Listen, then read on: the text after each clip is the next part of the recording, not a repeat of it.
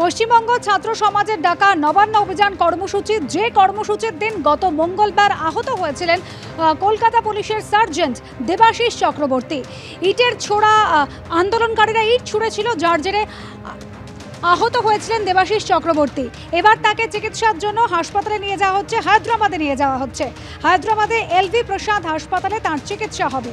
আগামীকাল ডিসি পদমর্যাদার এক আধিকারিক সহ কলকাতা পুলিশের একটি দলও যাবে হায়দ্রাবাদে।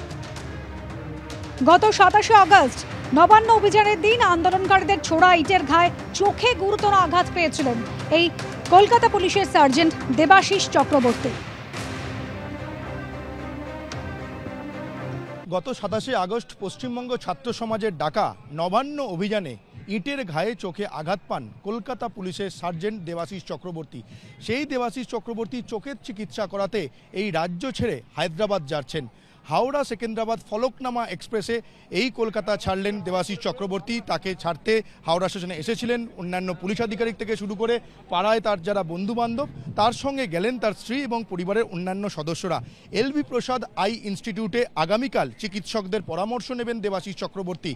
ইটের ঘায়ে বিক্ষোভকারীদের ইটের ঘায়ে চোখে আঘাত লাগার পর কলকাতায় শঙ্কর নেত্রালয়ে মাল্টিপল সার্জারি হয়। মাল্টিপল সার্জারির পর শঙ্কর নেত্রালয়ের তরফে যেটা দাবি করা হয়, তার চোখ, তার রেটিনা সেভাবে নষ্ট হয়নি। ধীরে ধীরে তিনি দৃষ্টিশক্তি ফিরে পাচ্ছেন। তার চোখের সামনে হাত নাড়ালে, চোখে আলো পড়লে তিনি সেটা বুঝতে পারছেন। কিন্তু তার পরিবারের লোকেরা ঝুঁকি নিতে নারাজ।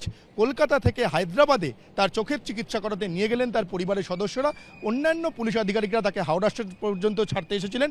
আগামীকাল এলভি প্রসাদ আই ইনস্টিটিউটে চিকিৎসকদের সঙ্গে যখন আলোচনা করবেন, সেই সময় কলকাতা থেকে আরও পুলিশ আধিকারিক তারা আগামীকাল সেখানে যাবেন। ক্যামেরায় অভিজিৎ দত্তের সঙ্গে সৌমিত্র রায়, এবিপি আনন্দ, হাওড়া। মধ্যমগ্রামের পর এবার বীরভূমে ইলামবাজার, সেখানে কর্তব্যরত এক নার্স, তাকে শ্লীলতাহানি করা হয়েছে বলে অভিযোগ। রোগীর বিরুদ্ধে শ্লীলতাহানি এবং গালিগালাজের অভিযোগ। ইতিমধ্যে অভিযুক্তকে গ্রেপ্তার করেছে ইলামবাজার থানা পুলিশ। তবে এরপরেই নিরাপত্তার দাবিতে সরব হয়েছেন চিকিৎসক, নার্স এবং স্বাস্থ্যকর্মীরা। এমনকি নিরাপত্তা না পেলে কাজ বন্ধের হুঁশিয়ারি পর্যন্ত দিয়েছেন তারা।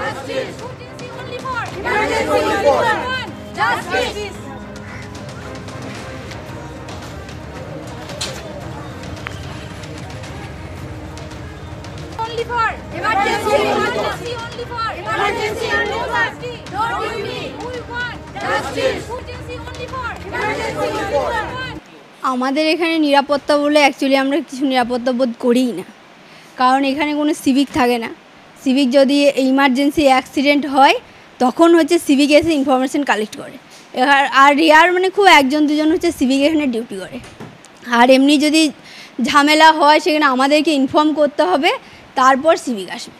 আমরা চাইছি আমাদের এখানে যেন 3টে শিফটেই সিভিক দেওয়া হয়। আর সিভিক যদি না দেয়, এইভাবে আমরা ডিউটি করতে কিন্তু পারবো না। তারপর আমাদের একজন কলিগের সঙ্গে এরকম হওয়ার জন্য আমাদের রীতিমতো ডিউটি করতে ভয় লাগছে। আজ ওর সঙ্গে হয়েছে, কাল আমার সঙ্গে হবে। এরকম ঘটনার জন্য আমাদের রীতিমতো ডিউটি করতে ভয় লাগছে।